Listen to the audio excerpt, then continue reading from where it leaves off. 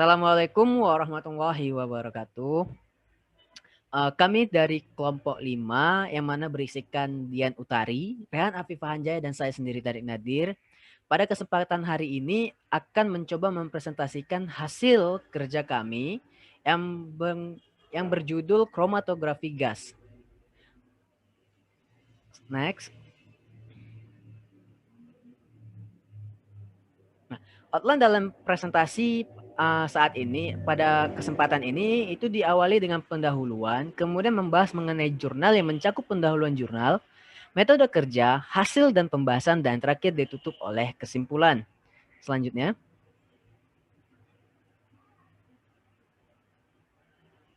Untuk pendahuluan akan dijelaskan oleh teman saya Dian Utari. Kepada Dian Utari saya persilahkan. Pertama, pendahuluan. Kromatografi gas merupakan jenis kromatografi yang digunakan dalam pemisahan dan analisis senyawa yang dapat menguap tanpa mengalami dekomposisi. Fase gerak berupa gas pembawa seperti helium, nitrogen, dan hidrogen. Fase diam berupa kolom di mana tempat terjadinya proses pemisahan. Samping ini merupakan gambar instrumen kromatografi gas. Next.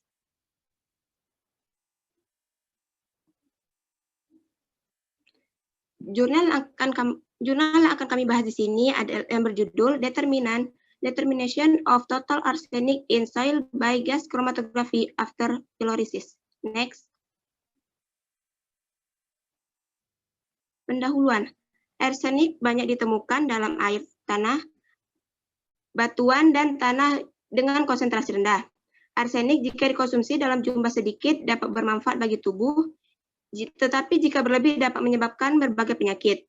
Menurut standar kualitas lingkungan untuk tanah, Badan Perlindungan Lingkungan Nasional Cina, tingkat kontaminasi arsenik maksimum yang diizinkan dalam tanah adalah 15 mikrogram untuk satu kelas tanah yang kering. Metode deteksi arsenik yang mengubah arsenik dalam sampel tanah menjadi larutan dengan metode peleburan, pencucian, dan pirolisis. Metode peleburan dan pencucian tidak memiliki selektivitas dalam sampel karena senyawa kompleks dan sampel dapat larut. Next. Pada metode pirolisis, unsur yang mudah menguap diubah menjadi larutan absorpsi dari senyawa kompleks dalam sampel tanah, serta prosedurnya sederhana dan cepat. Kromatografi gas merupakan metode yang cepat, sensitif, dan akurat untuk mendeteksi unsur yang terdapat dalam sampel air. Pemisahan arsen dalam pirolisis dapat dideteksi oleh kromatografi gas melalui detektor penangkap elektron. Detektor penangkap elektron merupakan alat yang sensitif dan selektif yang memberikan respon bahkan pada konsentrasi rendah suatu zat. Namun, adanya zat pengganggu pada senyawa yang memberikan hasil yang tidak akurat sehingga perlu dilakukan pirolisis dan ekstraksi untuk menghilangkan zat pengganggu sebelum analisis di kromatografi. Penelitian ini bertujuan untuk mengembangkan metode penelitian yang cepat, sederhana, dan akurat dalam menganalisis sampel tanah dengan kromatografi gas setelah pirolisis. Next. Selanjutnya, metode kerja akan dijelaskan oleh teman saya, Tarik Nadir. Kepada Tarik, kami persilakan. Baik, terima kasih. Nah, dalam metode kerja ini digunakan reagen berupa larutan standar arsenik dalam konsentrasi 1 mg per liter di dalam 1 molar asam hidroklorat. Kemudian larutan logam, sampel tanah referensi ini maksudnya adalah tanah rujukan sebagai standar kontrol dari sampel tanah yang diambil dari kota Xi'an, Provinsi Shanxi, Cina. Nah, dimercaprol dikenal sebagai British anti-leucide, ini digunakan pada gizi, kemudian lato NaOH, HCl, toluen, dan etanol dalam proses gizi juga. Selanjutnya, nah, dalam proses kerja itu sendiri itu diawali dengan pirolisis, di mana dalam pirolisis ini digunakan 1 gram sampel tanah yang berasal dari Xi'an, Provinsi Shanxi, Cina, dalam wadah porselen yang ditambahkan dengan 2 ml larutan NaCl dan dikeringkan pada suhu ruang. Nah, selanjutnya sampel dimasukkan ke dalam tabung kuarsa dan dimasukkan ke dalam tabung furnace setelah dipanaskan pada suhu 1000 derajat Celcius melalui tabung kuarsa dan ditutup dengan silikon stopper. Lalu laju udara diatur 0,1 liter per menit dan waktu pirolisis dilakukan selama 35 menit. Sampel selanjutnya dimasukkan ke dalam botol absorpsi yang berisi 0,8 mol per liter NaOH dengan volume 20 ml. Selanjutnya, kemudian 20 ml larutan sampel tersebut kemudian dimasukkan ke dalam tabung sentrifuge dan dilarutkan dalam 20 ml HCl dengan konsentrasi 1 mol per liter. Lebih dari larutan atau kemudian lebih dari larutan 0,5 bal yang tadi disebutkan sebelumnya anhidra etanol dengan konsentrasi 2% itu ditambahkan ke dalam tabung sentrifuge dan direaksikan pada suhu ruang selama 1 jam. Setelah reaksi berlangsung, 1 ml larutan toluen itu ditambahkan dan tabung diguncangkan secara perlahan selama 5 menit. Sampel kemudian disentrifugasi pada kecepatan 3000 round per menit selama 5 menit. Itu lebih dari 1 mikrofasa organik yang berada di lapisan atas diambil untuk digunakan dalam analisis menggunakan kromatografi dengan menggunakan gas pembawa berupa nitrogen dengan tingkat kemurnian itu 99,99%. Selanjutnya. Nah, kemudian untuk hasil dan pembahasan akan dibahas oleh teman saya, Rehan Afifah. Kepada Rehan Afifah saya persilahkan. Baik, terima kasih kepada Tarik Nadir. Di sini saya akan membahas tentang pirolisis pada membahas hasil dan pembahasan. Hasil dari pembahasan dari jurnal ini terdiri dari beberapa uji, yaitu ada pirolisis arsenida pada sampel. Pirolisis itu sendiri adalah proses di mana dekomposisi termokimia dari material organik yang berlangsung tanpa udara atau tanpa oksigen. Umumnya berlangsung pada rentang temperatur 300 derajat Celcius sampai dengan 600 derajat Celcius. Produk dari proses pirolisis ini tergantung dari beberapa faktor, yang diantaranya temperatur pirolisis dan laju pemanasan. Pada percobaan ini sendiri, hasil dari pirolisis arsenida yaitu senyawa arsenik di tanah dalam bentuk arsenat seperti ASO4, FeASO4, CA3ASO4 2 kali, dan lainnya, yang merupakan senyawa arsenik yang berada di dalam tanah dalam bentuk arsenat. Nah, arsenat yang sulit larut bereaksi dengan NaCl dan kemudian meluap sebagai arsen triklorida. Dengan demikian, senyawa organik arsenik hampir seluruhnya diubah menjadi oksida arsenik pada suhu tinggi yaitu 1000 derajat Celcius dan kemudian diubah menjadi garam arsenik seperti berikut. Ada AS2O3 ditambah dengan 6 NaOH akan menghasilkan 2 Na3SO3 ditambah dengan 3 H2O. Ada juga AS2O5 ditambah dengan 6 NaOH akan menghasilkan 2 Na3 ASO4 3 H2O. Nah, sebagian besar oksida logam dan garam di dalam tanah belum terserap ke dalam larutan absorpsi. Oleh karena itu, dibandingkan dengan sampel tanah, kompleksitas cairan serapan sangat berkurang. Pembentukan dan ekstraksi turunan dari arsenik. AS3 dapat direaksikan dengan bal dalam larutan asam klorida untuk membentuk turunan organik yaitu AS bal dan menunjukkan puncak yang sesuai di GISI atau gas kromatografi. AS5 dilaporkan juga bereaksi dengan bal membentuk AS3 untuk pembentukan pada AS bal. Reaksi pembentukan dapat dilihat pada gambar 1. Senyawa organik yang terbentuk dari dimercaprol dalam larutan absorpsi yang dapat diekstraksi oleh toluena sehingga gangguan anion dapat direduksi akan lebih lanjut. Maka total arsenik dalam cairan absorpsi dapat ditentukan dengan GISI yang dengan gizi sensitivitas rendah dengan adanya penambahan BAL. Yang kedua, adanya pembentukan dan ekstraksi turunan dari arsenik. AS3 dapat direaksikan dengan BAL dalam larutan asam klorida untuk membentuk turunan organik AS BAL dan menunjukkan puncak yang sesuai di gizi. Dapat diperhatikan pada gambar persamaan 1. Yang kedua, AS5 dilaporkan juga bereaksi dengan BAL membentuk AS3 untuk pembentukan AS BAL, di mana senyawa organik yang terbentuk dari dimercaprol dalam larutan absorpsi yang dapat diekstraksi oleh toluena, sehingga gangguan dari anion dapat direduksi lebih lanjut. Total arsenik dalam cairan absorpsi dapat ditentukan dengan gizi dengan sensitivitas rendah dan dengan adanya penambahan BAL. Yang ketiga ada optimalisasi sistem pirolisis. Yang pertama, pengaruh suhu pirolisis terhadap penentuan kandungan arsenik dalam tanah. Bisa diperhatikan pada grafik A, semakin meningkatnya suhu pirolisis, maka jumlah dekomposisi cenderung menurun.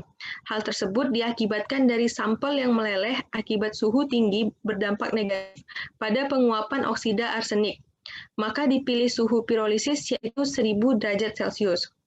Untuk efek waktu pirolisis dapat diperhatikan pada gambar, bahwa penguraian arsenik secara bertahap meningkat dalam waktu 30 menit, tetapi tidak ada perubahan signifikan yang diamati saat durasi perpanjang.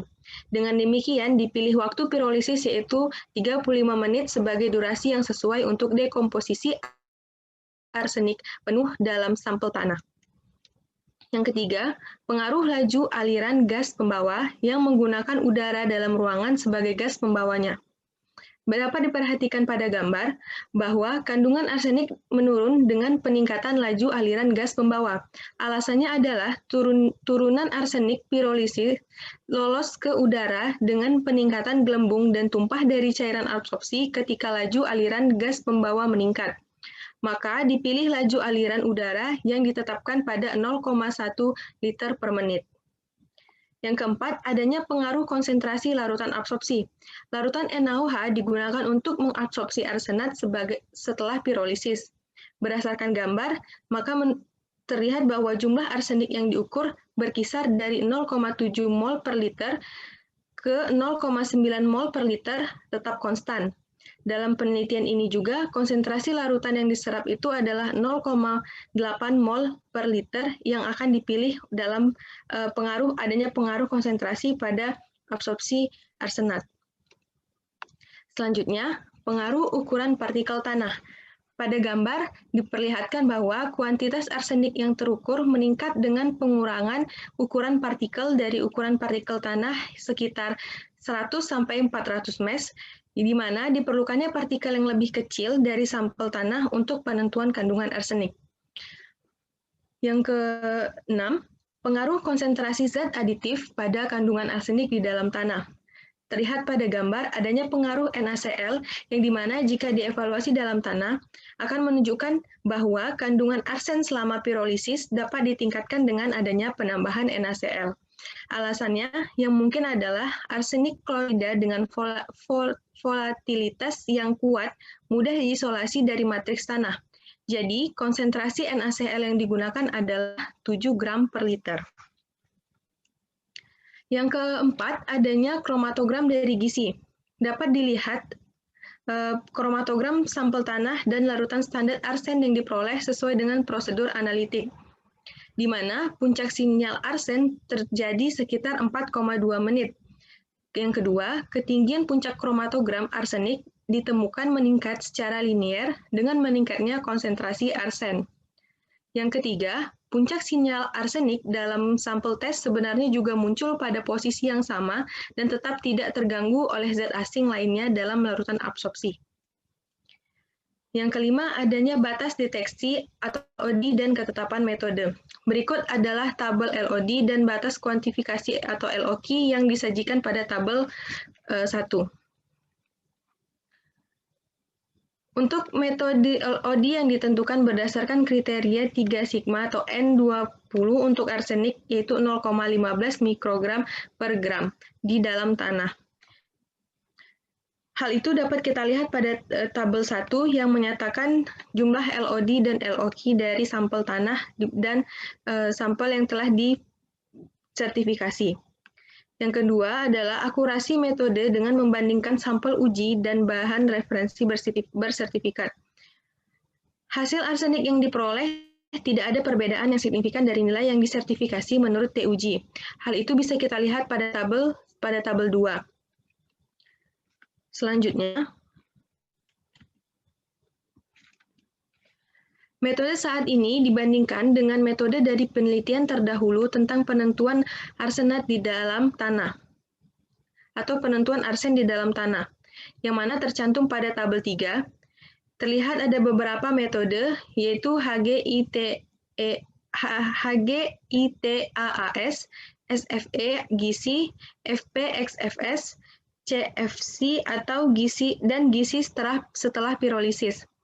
Terlihat bahwa rentang linier LOD dan RSD yang diperoleh dengan menggunakan metode ini lebih baik dibandingkan dengan pengukuran yang diperoleh dengan menggunakan metode lain yang telah dilaporkan sebelumnya. Hal itu bisa kita lihat pada nilai LOD yang berjumlah 0,15, RSD-nya 1,60%, dan rentang liniernya 0 sampai 10 mikrogram per gram. Selanjutnya adalah aplikasi dari penentuan metode ini. Metode ini diusulkan digunakan untuk menentukan arsenik dalam 3 sampel tanah dari kota Xi'an di Cina untuk mengevaluasi penyerapannya pada sampel yang sebenarnya. Hasil pengukuran dan recovery yang menggunakan metode ini ditunjukkan pada tabel berikut. Tabel 4 menunjukkan hasil pengukuran dan recovery dari metode yang digunakan, yang menggunakan 3 sampel, sampel 1, sampel 2, dan sampel 3. Tingkat pemulihan arsenik berkisar antara 96,9% sampai 103,7% yang dapat memenuhi persyaratan analisis arsen total di dalam tanah. Dari penjabaran hasil dan pembahasan tersebut, maka dapat kita simpulkan bahwa arsenik yang diisolasi dari sampel tanah dengan pirolisis diserap oleh cairan absorpsi dan turunan arsenik dari reaksi bimerkaprol atau bal arsen yang ditentukan dengan kromatografi gas. Kondisi sistem pirolisis dioptimalkan untuk isolasi arsenik dari tanah. Pretreatment pirolisis memiliki keuntungan termasuk kecepatan, kenyamanan, dan kinerja pemisahannya yang baik. GISI untuk penentuan kandungan arsen dalam sampel tanah menawarkan beberapa keuntungan lain, yaitu biayanya yang lebih rendah, kecepatannya, keamanannya, dan sensitivitas tinggi, lalu laju recovery-nya yang tinggi, dan LOD-nya yang rendah.